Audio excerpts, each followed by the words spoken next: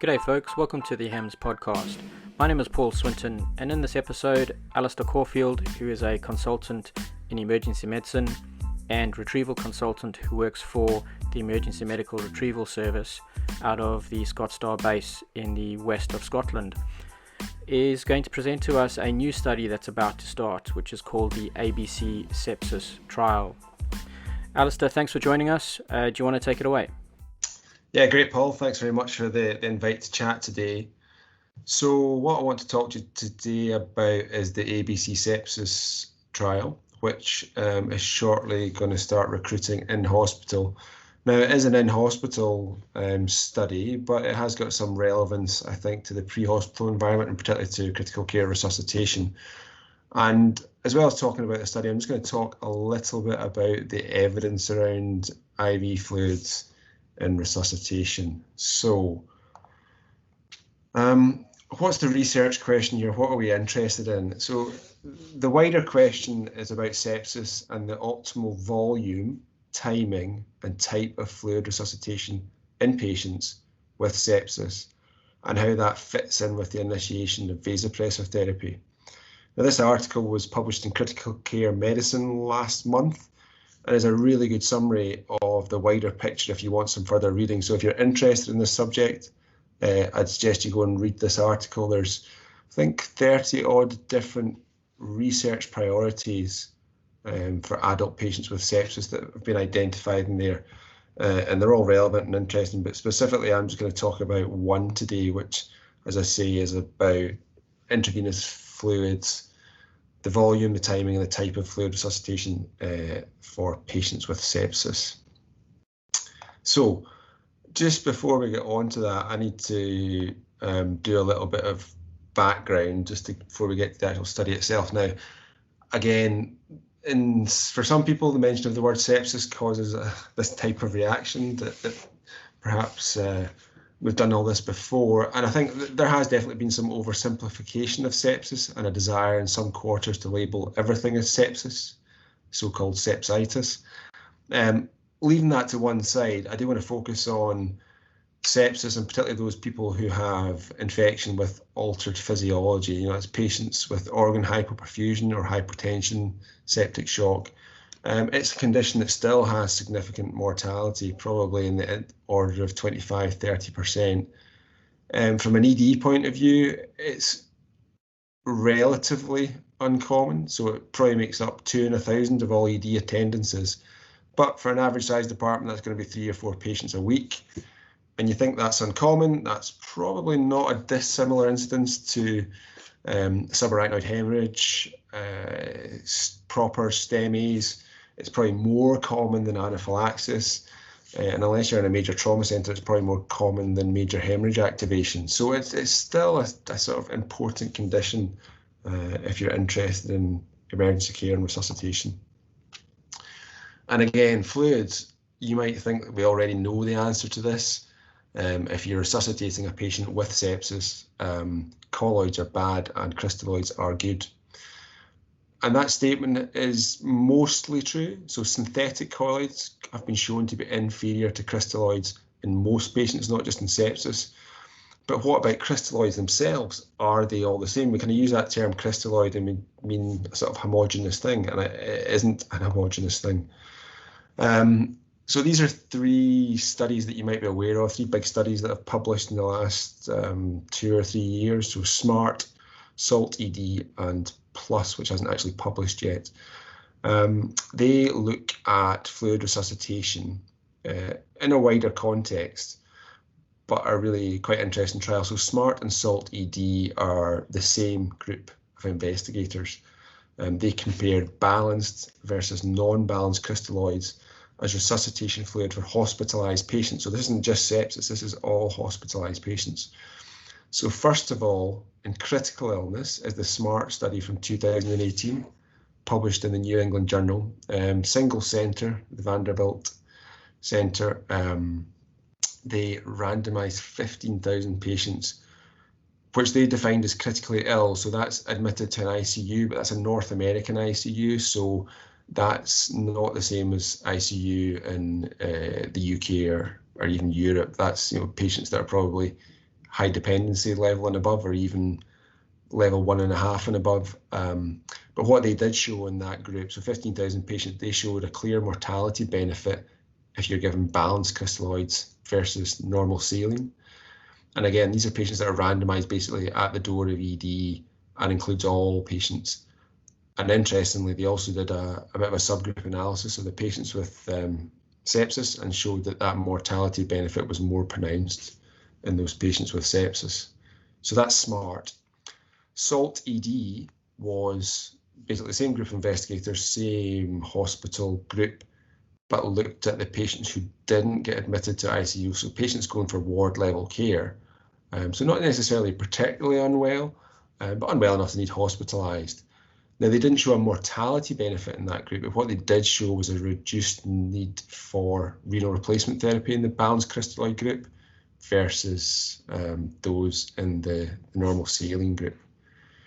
And if you're interested in numbers needed to treat, which is quite a good marker, for SMART it was 94 to avoid 1 death, and for SALT ED it was 102 to avoid 1 episode of dialysis. And again, that's quite number needed to treat of 100 is quite big, but when you consider it's an intervention that almost, or a significant proportion of hospitalised patients will receive, and the relative simplicity and low cost of that intervention, the number needed to treat of 100 to avoid significant harm is actually pretty good. The last one is PLUS, which is about 9,000 critically ill patients. It's an Australasian study, so it's multi-centre, which is different to SALT and SMART, across Australia and New Zealand, just looking at critically ill patients. That study was randomising to balanced crystalloid, plasma light in this case, versus normal saline. That study's actually finished recruiting and results are imminent, but they're not available yet. But again, I think it will give us some really good information about this whole question of what type of crystalloid to use. So what's the problem here? Is it that balanced crystalloids are better, or is it that normal saline is worse? I would argue that the issue here is that normal saline isn't particularly normal. And I know people have used that phrase before, but it is absolutely true. 0.9% saline is not a particularly physiological solution. It's hypertonic, it's acidotic, and the information from repeated studies is it is not good for your kidneys, and that's the postulated mechanism why it is not good for mortality. It's still used quite a lot in the UK and in other Western countries indeed, and the reason for that is mostly just habit. It's pretty much the same cost as any of the balanced crystalloids. There's really not a big difference in cost. And it's just a legacy thing that I think we still use it. There's not really any other clear reason why you would want to use it for the majority of patients. So that's a bit about balanced crystalloid versus normal saline. And I hope I've convinced you that balanced crystalloid is at least as good as normal saline, and it's probably superior to normal saline.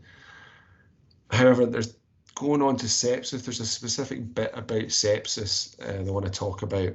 So another 2 trials you've probably heard of. SAFE is now quite a few years old. It was a large trial looking at albumin versus crystalloid in patients with sepsis, and it showed an improved mortality benefit for patients with, or a signal for improved mortality benefit for patients with sepsis treated with albumin versus crystalloid. So this is a colloid, but obviously not synthetic colloid, versus crystalloid. And that was then followed up by several meta-analyses looking at SAFE and Albios and all the other studies. Again, I'll not go into them in huge detail just in the interest of time, but both those meta-analyses showed that human albumin confers mortality benefit if you're sick with sepsis versus crystalloid. Now there's a bit in there about, there's quite a lot of heterogeneity about what the crystalloid was that was used in those studies. Some of them that saline, some wasn't. So there's the benefit that is there is not entirely clear what the benefit is about, but there's definitely a strong signal there. And again, a number needed to treat is probably only 30 in those 2 meta-analyses. So where does that leave us? I think in emergency care, we should think very carefully about giving 0.9% saline to anyone that is unwell. Unbalanced, you should probably use balanced crystalloid.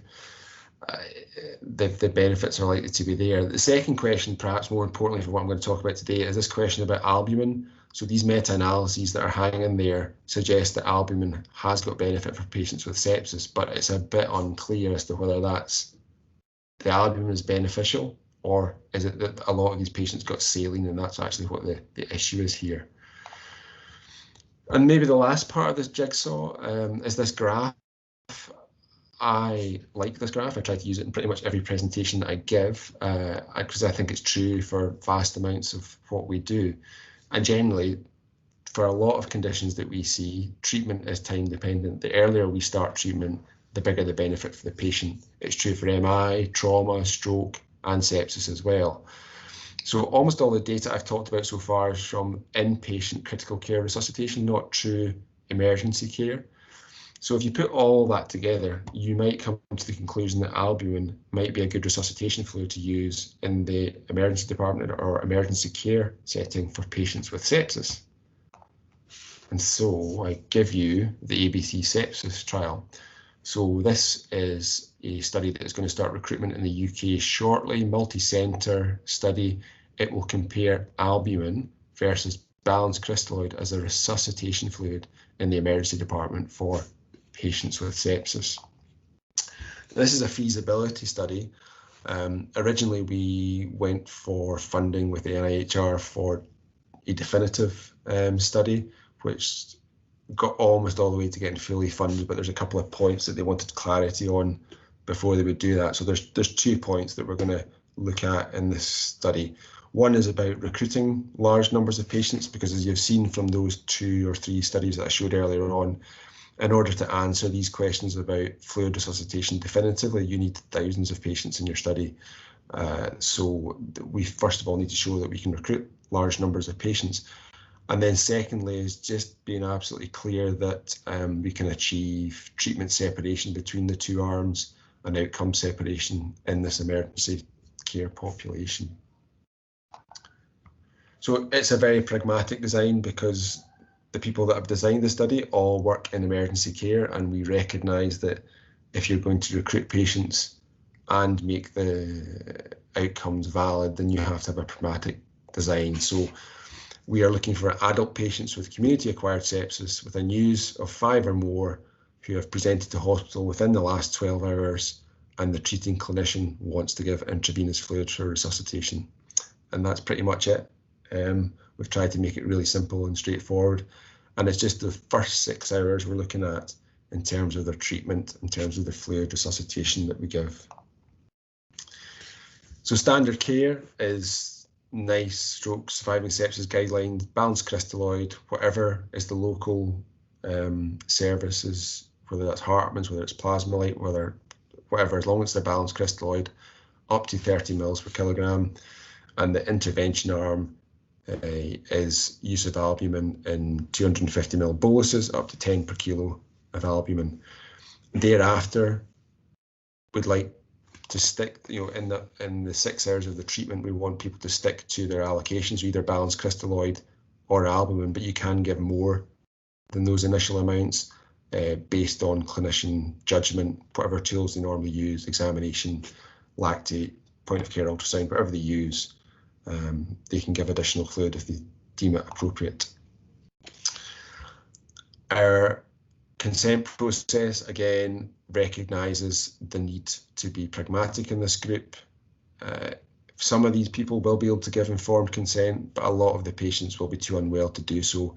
So there's a pathway there to have professional or personal legal representation, or indeed deferral of consent if it has to happen in the timescale for the study. So it's a national study. It's on the NIHR portfolio.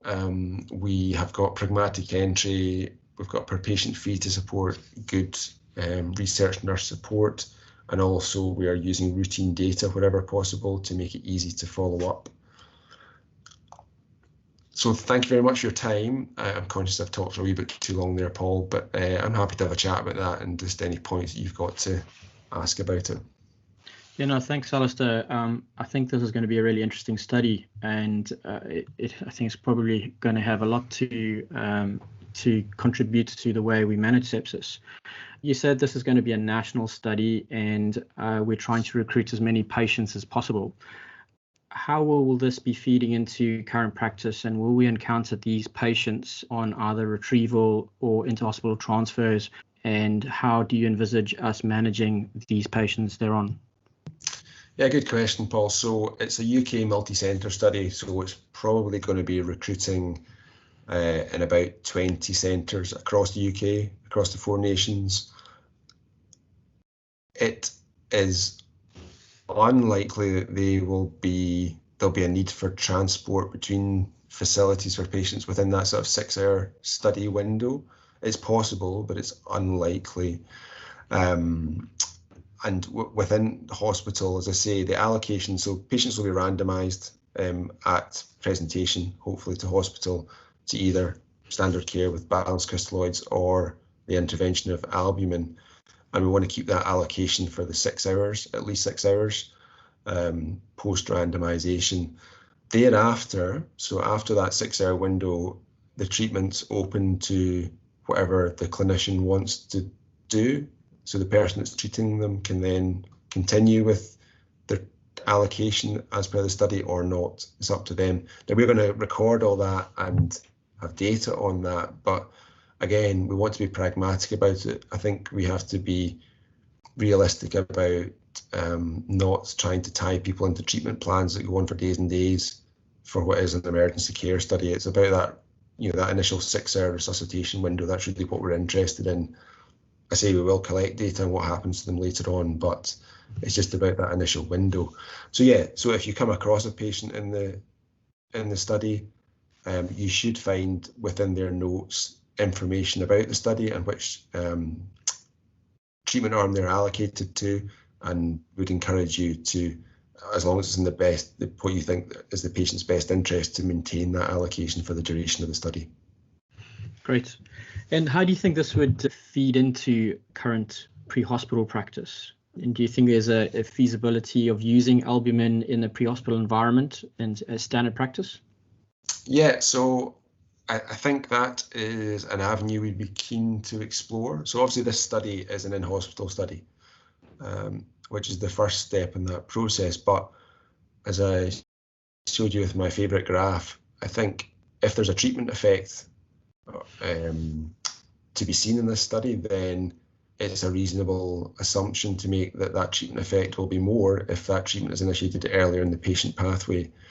So absolutely, I think if we show benefit from this approach in this study, then we would look to extend it or have a sub-study going where patients are randomised earlier in the patient journey as well. At the minute, I can't say that I would recommend any change in patient pathways now, but I think obviously if we show a positive result in this, yes, it may well change patient pathways. And if anybody wants to get involved with the study, would it be possible? And if so, how would they go about doing it? Yeah, so anyone that wants to be involved with the study can, you probably need to speak to your local LCRN or CRF, so either your clinical research network or your clinical research facility locally in your area, and find out. They may well already have signed up. As I say, there's 20 centres across the UK.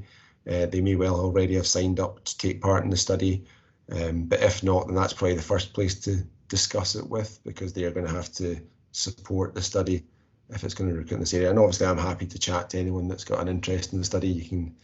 You can get me on Twitter or via other forms of electronic communication. From a ScotStar perspective, talking about research in general, if somebody has a project that they wanting to bring forward just to try and get more of the R&D flag out there, who would they need to speak to? How do they get the project up and running and the necessary support from the ScotStar R&D group? Yeah, that's another good question. So yeah, as you said, ScotStar has a multidisciplinary research and development group. which covers all the aspects or all the arms of ScotStar. And we are there to support, enable, and ensure there's some governance around research activity that takes place within ScotStar. We meet 4 times a year, but we're also available for discussion in between times. I'm the chair of that group, so I'm happy to be the point of contact, certainly initially, for anyone that's interested in pursuing research. Obviously, I might direct them to someone that's more appropriate and knows more about a specific area, but certainly, yeah, I'm happy to be that point of contact initially to try and provide support. And will you be able to share with us any ongoing projects just to give some of the folk out there some idea as to what's actually going on with ScotStar research group? Yeah, you've put me on the spot because I haven't about that. So there's kind of long-term bit of work that's been, one of our retrieval practitioners has been undertaken looking at point-of-care ultrasound and its validity in the retrieval setting, which is really interesting and continues on. Apart from that, other stuff that's been involved, we've got a new ScotStar research fellow that's hopefully going to start in the summer, and they'll be sort of undertaking a broader programme of research over the next 4 years, the topic of which is still to be decided. We've got some work ongoing looking at staff well-being in relation to physical markers of that, whether that's heart rate variability or cortisol, that kind of thing, in staff. So yeah, we've got projects that cover a number of different areas. We've got a really good collaboration that's been ongoing with the University of Strathclyde and their bioengineering department, working with their graduate students about coming up with innovative solutions to problems that we all, not just within ScotStar, but within the wider transport community, come across every day, about things like keeping patients warm, data transmission, how we manage that in the transport environment. So it's really good working with them from Strathclyde University, the bioengineering students. That's what they do. That's what they want to do. They want to come up with solutions for these kind of problems. So it's really good to work in partnership with them, come up with some really interesting ideas to pursue. So yeah, there's a broad portfolio of work that's ongoing. I think those collaborative networks that ScotStar have are vital in bringing research to life, in essence. You know, the research is always a lot of facts, figures, and numbers, but it's another arm once we can actually take those facts and figures and data and actually put it into practice through the help and support of the collaborative ventures that ScotStar have procured. Yeah, no, I think you're right. I think that the crossover between research and innovation is becoming more and more blurred. I mean, within, research has got a classical definition around good clinical practice in the Helsinki Declaration about what constitutes research, but a lot of what happens today has also got a degree of innovation in it, and it's important that we facilitate innovation because that drives improvements in patient care, but also get the balance right to make sure it's got good governance around it, so that when we're innovating and developing new ways of doing things or measuring things or whatever it is, delivering patient care, that we do it within a good governance framework. So I think that's an important point you've made there about just encouraging that innovation to happen in a sort of semi-structured way, certainly, and within a good governance framework. Fantastic. Well, thanks very much, Alasdair, for joining us on this podcast and sharing the ABC Sepsis study. I know that we've got something planned in the coming weeks for a new study. I'll keep you guys abreast in regards to that. But until next time, thanks, Alasdair. Cheers. Thank you.